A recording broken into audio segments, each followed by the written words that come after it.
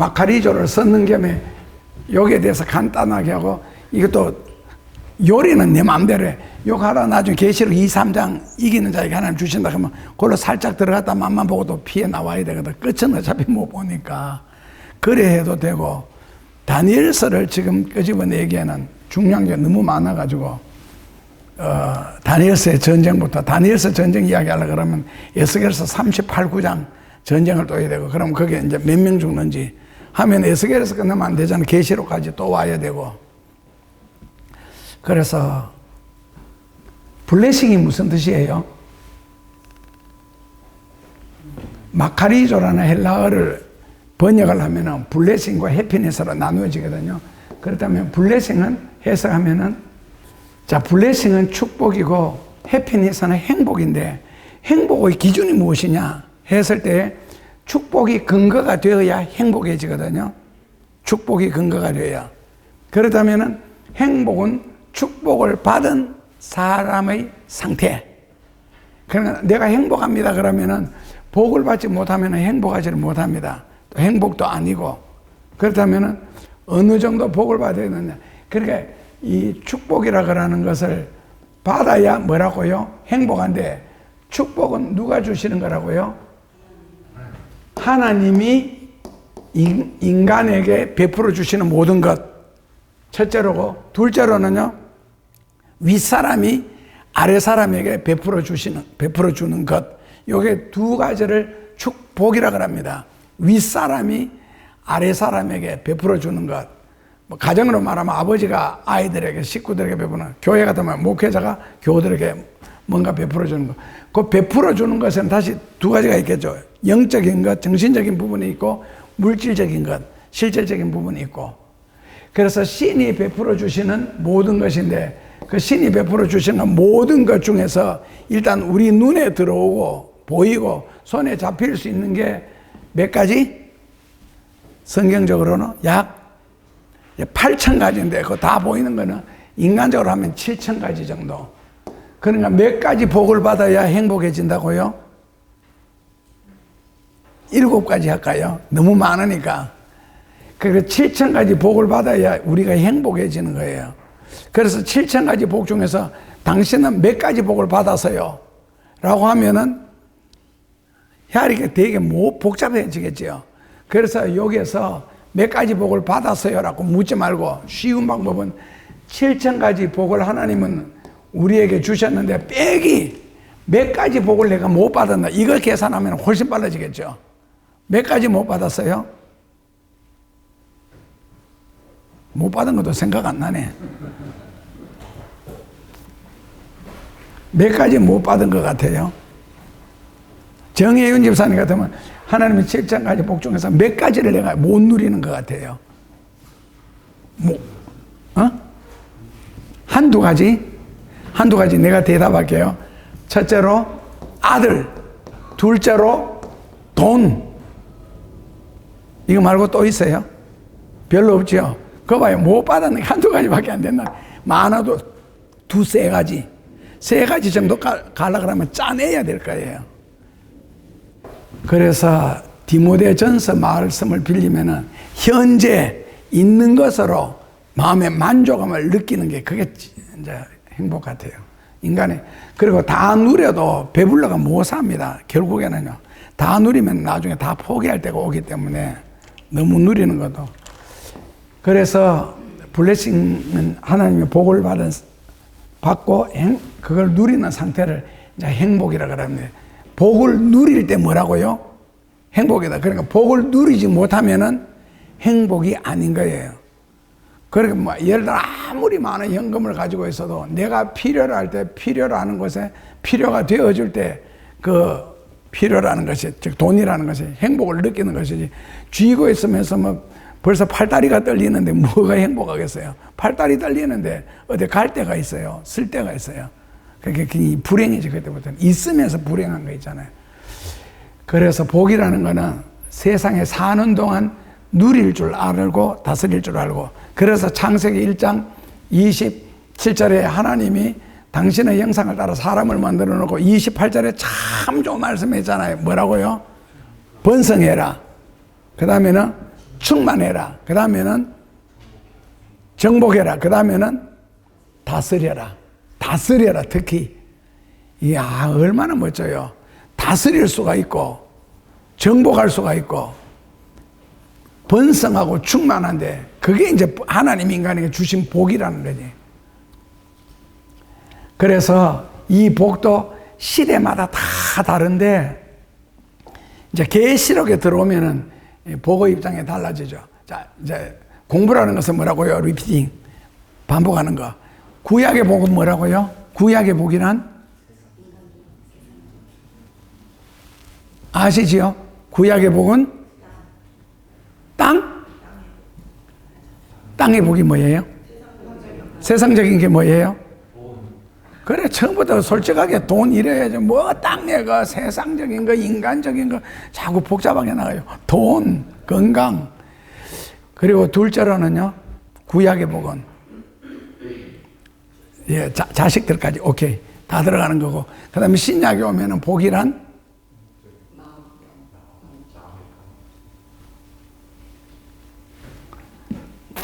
영적인 거죠. 신약에서는 영적인 거. 그래서 신약 최초의 복은 마태복음에서 시작하잖아요. 산상복음에서 뭐 심령이 가난한 거, 의에 줄이고 목마른 거, 온유하고 착하게 사는 거, 영적으로 맑은 거. 그래서 원래 오늘 오전 설교는 뭐 하려고 생각했냐면은 지금은 우리 시대적으로 구약 성경 율법 시대를 지나 은혜 시대를 지나 지금은 영의 시대에 살아가는데, 영의 시대에 산다는 것은 영적으로 성경에 보면은 영이 육을 다스리거든요. 영이 세상을 다스리고 영이 기적을 일으키고, 그래서 영적으로 든든하고 영적으로 강하고 그래야 앞으로 세상을 이길 수가 있고 감당할 수가 있다. 앞으로 마귀 세상이 들어오면 지금 이미 들어왔지만 더더욱 영적으로 강해야 된다. 그렇다면 영적으로 강하기 위해서는 어떻게 해야 되느냐? 영적으로 강하게 되는 방법에 투자를 해야 되겠죠. 인생을. 그래서 기도라든지 성경 말씀이라든지 그리고 인생을 깨끗하게 사는 거 있잖아요. 아무래도 흠이 많으면 약해져요. 그래서 영적으로 지금은 어차피 세상을 다스려야 된다. 모든 걸 영적으로 다스려야 된다. 그래서 거기에 대해서 이제 성경 쪽 연구하다가, 그래서 결국에는 요한계시록에 들어가면은 이 신약 성경하고 복이 또 다르거든. 그래서 계시록의 복은 무슨 복? 요한계시록에는 1장 3절, 그 다음에 14장 13절, 그 다음에 16장 15절, 그 다음에는 17장 8, 9절, 그리고 20장 6절, 그리고 20장 14절. 하나, 둘, 셋, 넷. 아, 그래. 22장, 말이야. 세마포를 빠는 자가 복이 있다. 13절이네. 22장 13절. 그 7복이네, 계시록은. 계시록은 7복. 그 다음에 22장에서 이제 새하늘과 새 땅에 들어가기 때문에 이 복을 받아 살다가 그걸로 이사 가는 거지. 계시록은 7복이 있는데 이 7복 중에서 다시 좀 더 세분을 한다면은 이제 그걸 지금부터 간단하게 공부하겠습니다. 계시록 2장 3장에 보면은 7복이 나오거든요. 2장 3장에. 그래서 계시록에 제일 먼저 나오는 교회 이름이 이피시안드, 첫째로는 에베소, 둘째로는 성경 안 보면 몰라요? 셋째로는 버가모, 넷째로는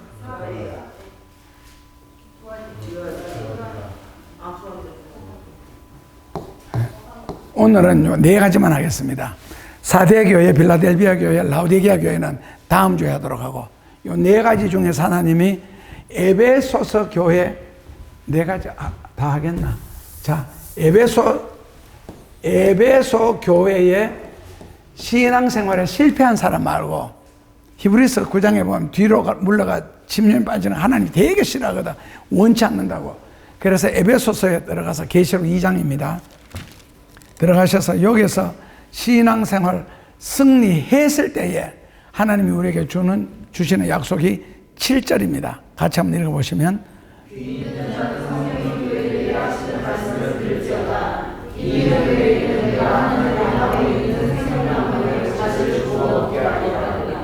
야, 또 있어요. 받는 복이 7절에 다예요. 이기는 그에게는 하나님의 낙원에 있는 생명나무의 실과를 먹게 하리라. 낙원에 있는 생명나무 과일. 그러니까 생명나무의 과일은 무슨 과일 열리겠어요? 그렇죠. 생명과가 열리겠죠.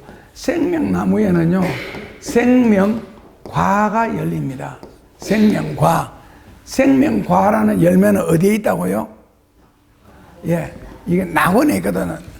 낙원을 영어로 하면은, 예, 패러다이스. 파라다이스. 근데 파라다이스라는 게 낙원인데, 파라다이스가 있겠어요, 없겠어요, 실제적으로?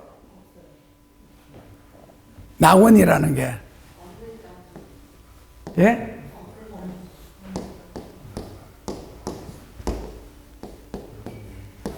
낙원이라는 것은 없습니다. 그럼 파라다이스가 뭐예요? 응? 파라다이스는 뭐냐면은 기쁨이라는 뜻이거든요. 기쁨. 그러니까 조이. 그래서 파라다이스라는 것은 원래 장소적인 의미는 없는 거고, 마음이 굉장히 기쁜 상태, 그 기쁨을 파라다이스라고 합니다. 그 이때는 불교에서는 이걸 뭐라고요? 예, 극락이라. 불교에서는 이걸 극락이라고 합니다. 극락. 극락이 뭐겠어요? 시편 44편에 보면은 나의 하나님은 극락의 하나님이다, 이렇게 해놨어요. 극락. 그럼 극락이 무슨 뜻이냐? 무슨 뜻이라고요? 극락. 맞아요. 기쁨. 극락은 굉장히 기쁠 때, 예를 들어 결혼한 지 10년 만에 임신했다. 극락이죠, 그거는. 안 그러면 뭐, 세상적인 말로 뭐, 로또가 걸렸다. 남편이 로또가 걸렸을 때 제일 먼저 누구한테 말하겠어요? 아, 말 안 해? 근데 아내가 로또가 걸렸다. 누구한테 말하겠어요? 이게 바로 말세의 징조입니다. 왜? 지금 사람들은요, 남편이 걸려도 아내에게 말 안 하고, 아내가 걸려도 남편에게 말 안 합니다. 왜요? 왜 말 안 하겠어요? 예?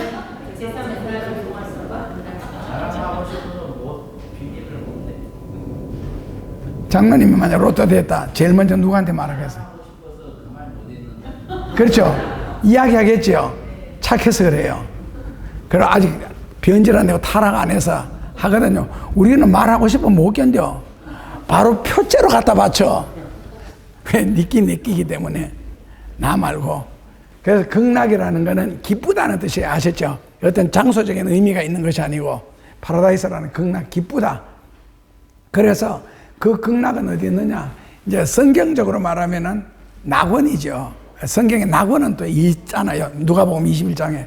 그래서 생명과일은 낙원에 있고 또 어디 있겠어요? 에덴 동산에 있었죠. 에덴 동산. 그렇다면 생명과는 뭐냐? 생명과는 뭐겠어요? 왜냐? 자꾸 여러분들 머리를 써야 치매 예방 교육이거든, 이게. 생명과가 있으면은, 생명과를 따먹으면, 계속 따먹으면은 영원히 산다는 뜻이에요. 생명과일은.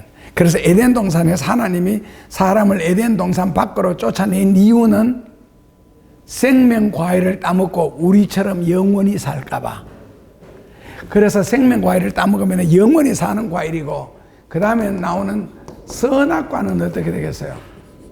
선악과를 따먹으면 죽는다. 선악과를 따먹으면 죽는다. 그래서 사람이 선악과를 따먹었기 때문에 죽는 거거든요. 그러면 죽으면 생명과를 또 따먹으면은, 자, 선악과를 내가 따먹어서, 그러면은, 마치 뭐 곤충을 3등분하면은, 머리, 가슴, 배잖아요. 곤충을 3등분하면 머리, 가슴, 배. 근데 죽는데, 석자로는. 그러니까 선악과를 따면 죽는데 이미 죽음의 독이 들어와서 약이. 근데 생명과를 또 따먹으면 어떻게 되겠어요? 어떻게 살아요? 죽는데, 선악과를 따먹었기 때문에 죽는데, 생명과를 먹으면 영원히 산다고 했습니다. 그 선악과를 따먹으면 이미 영원히 죽잖아요. 이미 따먹어서 그 죽는데 따먹으면 또 산다. 이러면 어떻게 되노? 죽었다 살았다 죽었다 살았다 이럽니까? 논리는 그렇게 돼야 되거든요. 그래서 하나님이 생명과를 따먹지 못하게 하시려고 쫓아내는 거예요. 그래 여러분들이 갈등을 안 해도 되잖아요. 그 다음에는 또 뭐가 있어요? 에덴 동산에, 낙원에는? 자, 일반 과일은 이제 사과예요. 사과는 선악과가 사과라 그러죠. 선악과가 애플이니까 사과. 이제 뭐 배 같은 거, 딸기 같은 거. 이런데 요 생명 과일이 있는 곳은 낙원에밖에 없는데, 바로 낙원이 두 군데. 천지 창조 때 낙원, 그리고 앞으로 우리가 들어갈 낙원. 거기서 이제 생명과를 계속 따먹으면 영원히 사는데, 생명과는 무엇이겠어요? 무엇이냐 질문을 자시 하면 여러분들 답이 바로 나오기 때문에 한번 꼬서요. 무엇이냐고. What is this apple? 예, 맞습니다. 예수님이 바로 생명 과일입니다. 아시겠죠? 그래서 예수님을 믿으면은 영원히 산다.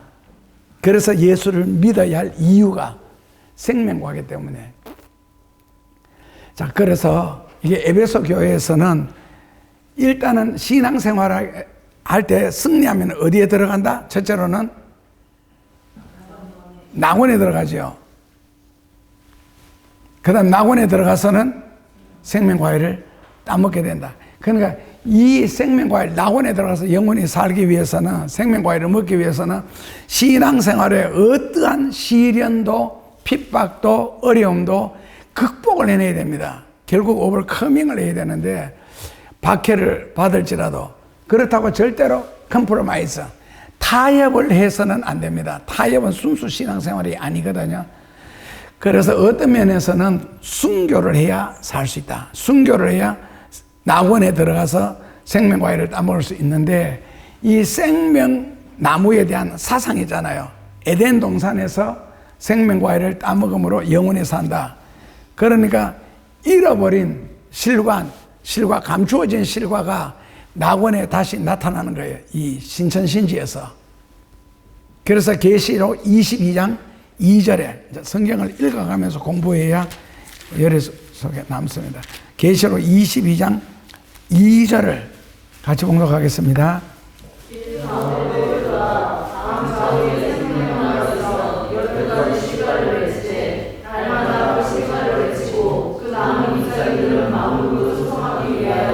예, 나무 이파리는 모든 병에와 소성한다, 뭐 염증을 없애는 그런. 에베소 교회에서는 이것을 나가서 그 생명과를 얻기 위해서는 죽도록 결국에는 살아야 된다. 그래서 에베소 교회도 시험이 참 많았던 교회거든요. 특히 이단들의 시험이 많았고. 그런데 그걸 다 극복하고 이겨갔더니 나중에 낙원에 들어가서 이거 먹는 영원히 사는 하나님의 복을 내려준 겁니다. 그래서 계시록 22장 2절 읽었어요? 아직도 안 읽었어요? 계시록 22장 2절 읽었어요? 12가지 과실을 맺히는데 강좌우에, 이게 그 나무 이파리는 또 뭐에 쓴다고요? 자, 예를 들어가 과일도 많이 먹으면은 그 아웃풋 아시죠? 아웃풋 되겠어요, 안 되겠어요?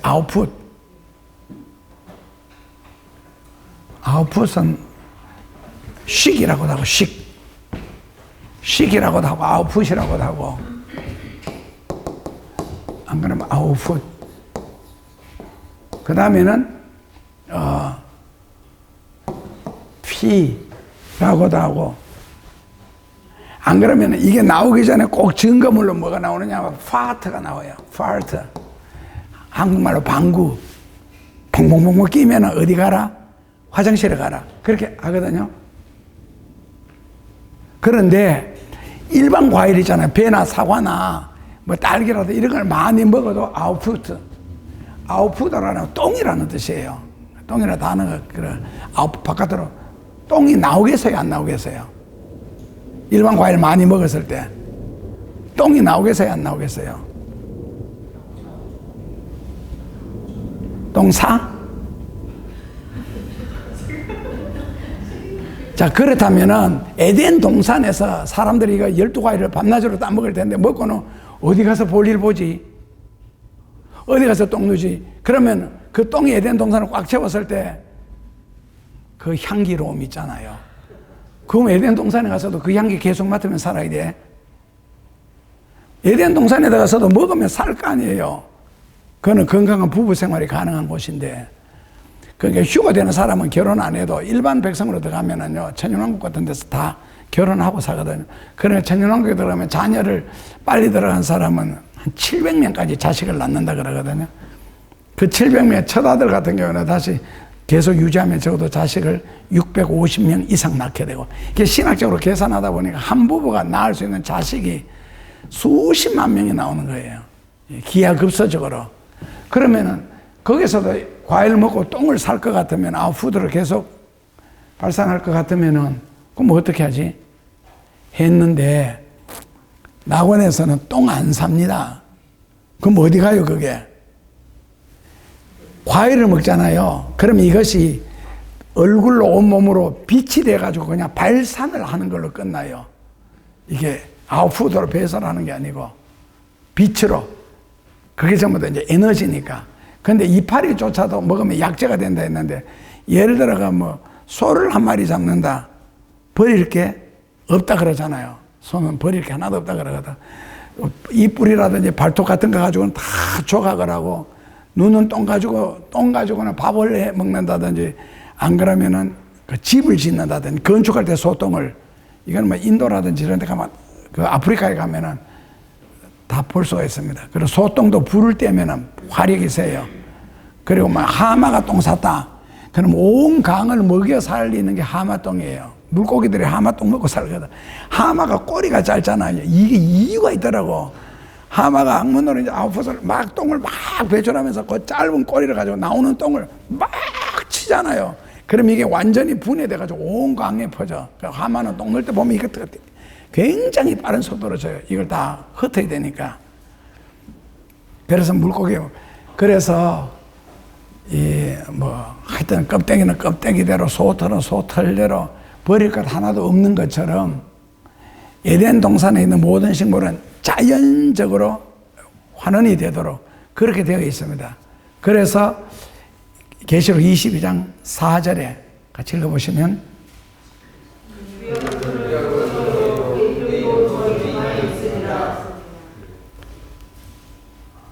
그의 이름도 저희 이마에 있으리라. 결국에는 이마에 인을 쳐야 되네. 이마에. 그러니까 인의 종류, 이라면 이제 다시 빠져나가잖아요. 이거 인에 대해서 배워야 돼요. 어디에다 인을 친다고 여기에? 이마에. 근데 계시록 13장에서는 어디에다 인 쳐요? 그래서 인의 종류가 있어요. 또 인의 종류. 이러니까 설교가 퍼질 수밖에 없죠. 인카면 확 지나가 버리면 되는데 모르면은, 그지? 그러니까 인의 종류가 몇 가지가 있다? 인의 종류는 두 가지가 있어요.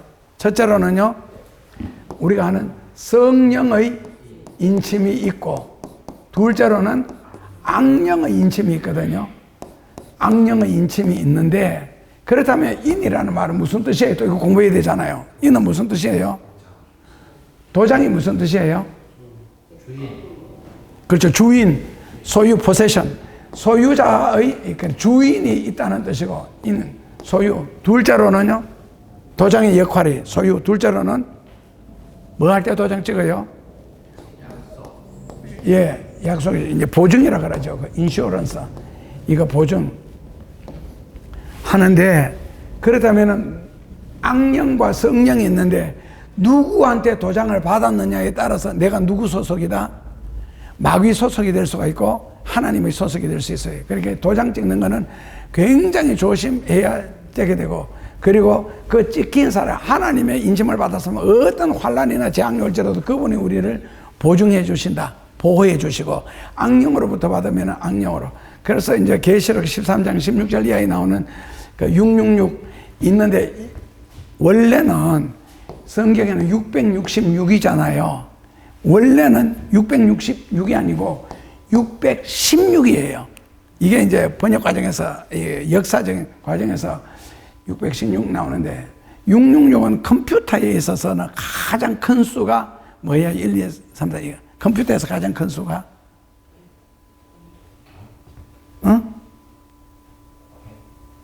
컴퓨터에서 2분법, 3분법 이런 거 나오잖아요.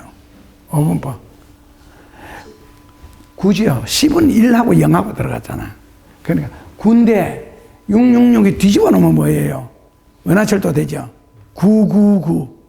그래서 6이 나온다는 건데, 그래서 이거 가지고 이제 연구하면 되게 복잡해지는데, 이거는 성경에서 말하는 소유, 소속, 소유, 보증도 되지만은 앞으로는 이 666이 세계 단일 정부가 들었을 때는 꼭 666이 필요하다. 근데 이게 이제 보기에 좋도록 이마에다 찍고, 아니면은 오른손에 찍는데, 원래는 오른손에 찍어야 되는데 전쟁이라든지 사고가 나가서 모잠비크 같은 데 가보면은 팔다리 찔린 사람이 굉장히 많아요. 잘려진 사람이. 왜냐하면은 내전이 한 20년 동안 있었거든. 그래, 길에 보면 목발 짚고 가는 사람, 할 없는 사람 많은데, 오른팔이 잘렸을 때, 만약에 손이 없잖아요. 그럼 어떻게, 어디에 받아야 돼? 이마에 받아야 돼. 오른손에 왜 여기에다, 우리 집에 보면은 나중에 한번 보여줄게요. 그 인침 박는 거, 치 박는 거 있잖아요. 여기에다 박습니다. 여기에다가. 왜냐면 여기가 폭 꺼져가지고 빈 장소가 하나 있잖아요. 여기에다 집어넣으면 여기다. 굉장히 사인 편리하지. 근데 이것이 멀지 않는 시대였다. 우리 집에 있는 그 주사기가 동물들한테 놓는 거 있고 사람한테 놓는 거 있어요. 우리 집에 한 개가 있거든요. 그러니까 여러분들이 먼저 받고 싶은 사람 우리 집에 와서 받으면 됩니다. 그 주사 바늘이 좀 굵어. 이 칩을 넣어가지고 쏙 밀어넣으면 그 칩이 요 안에 딱 들어가면 주사기 빼면은 여기 약간 볼로 갈 정도 그렇게잖아. 안 그럼 나중에 한번 보여주든지 하는데, 이게 이제 굉장히 현실에서 심각하게 우리 모르는 사이에 전 세계 많이 퍼지고 있는데, 인이라 그러는 것은 이제 도장인데, 도장을 만약에 우리 이마에다가 빵빵 찍잖아요. 넌 하나님의 것이다, 너는 악마의 것이다. 찍으면은 안 찍힌 사람은 되게 불안하겠죠. 불행하고 소속이 없으니까. 그리고 오늘까지 안 찍혀도 오늘 밤에 받을 수도 있고 내일 받을 수도 있고 다음 주에 받을 수도 있는데, 이런 사람은요. 그래서 이마에나 오른손에 밭대 표를 안 나게 하나님이 주셨다는 거예요. 그게 뭐예요? 에베소서 1장 13절에 보면은, 고린도후서 1장 22절에 보면은, 그게 뭐예요?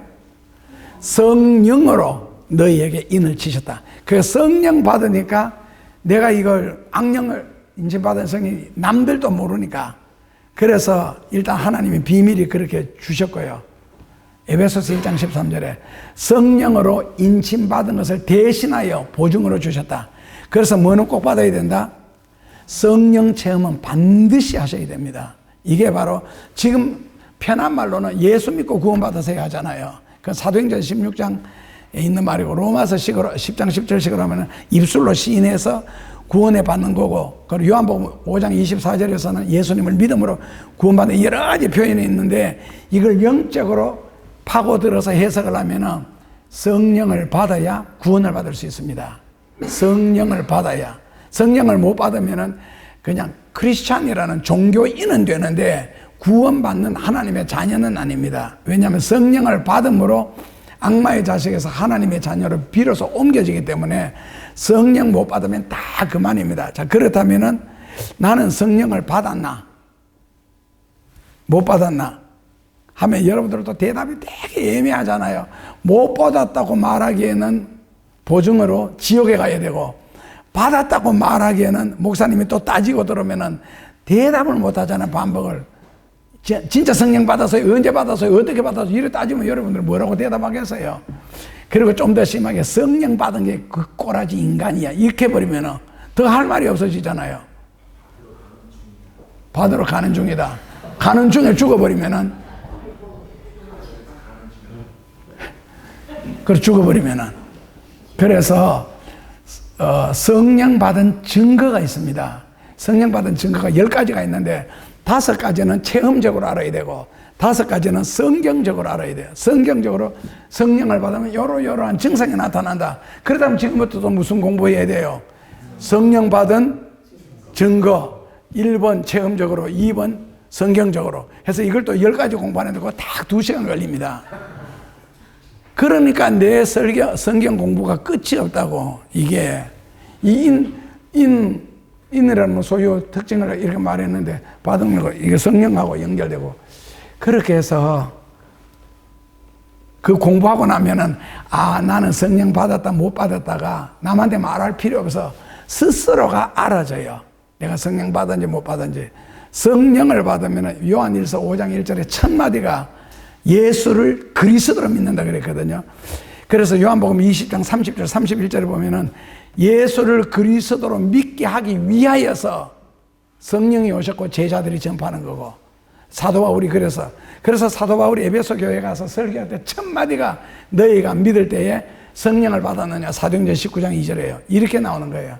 그 성령은 있는 걸 우리는 듣지도 못했다. 근데 에베소 교회는 누가 목회했느냐 하면은, 아볼로가 목회했거든요. 아볼로 별명이 성경 박사예요.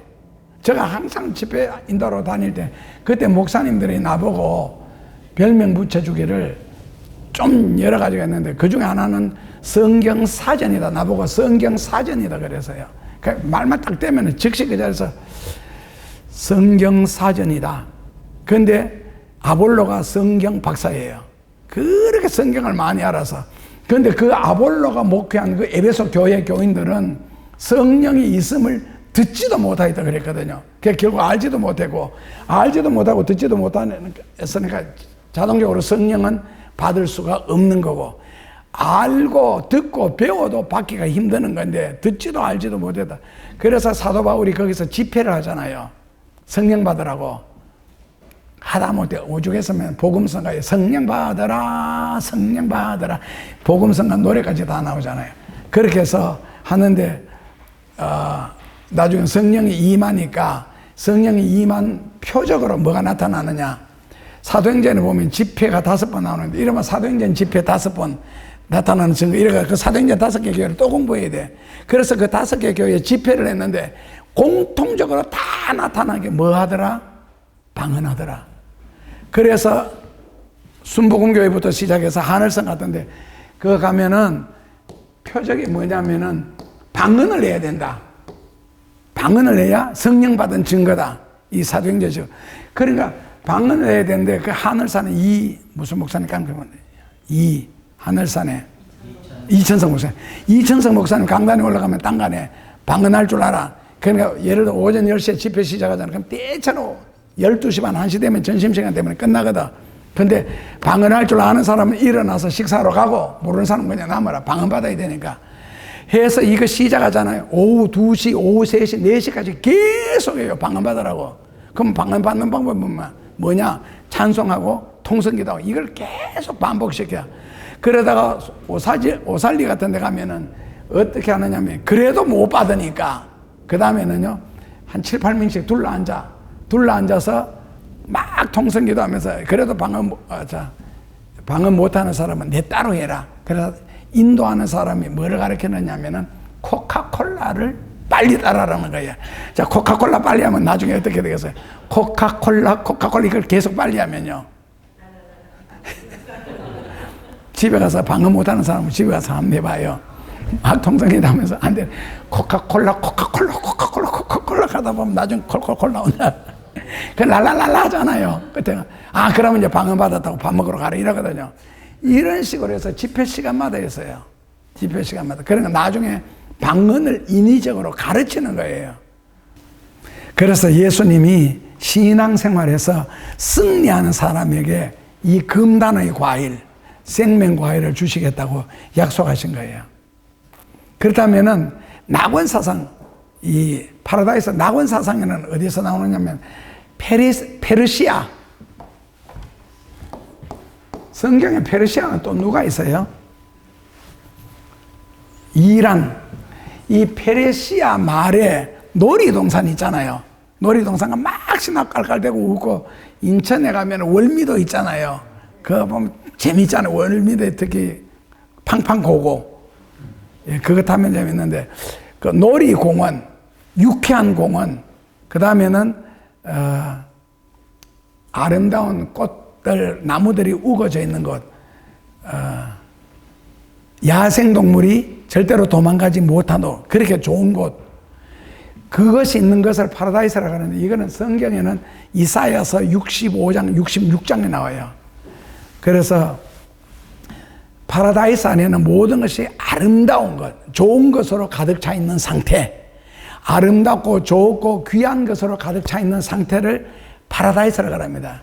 그러니까 낙원의 반대되는 사상인데, 낙원은, 음부는 죽으면 모든 영혼들이 한 곳에 모이는 곳, 음부, 침울하고 답답하고 유령 같은 것이 나올 정도로 어두컴컴하고 불안하고 괴롭고, 그래서 사람이 불안하고 괴롭고 음울하고, 그걸 무슨 병 걸렸다 그러지? 우울증이라 그러잖아요.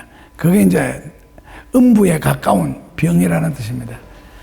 그래서 하나님께서 이기면은 뭐라고요?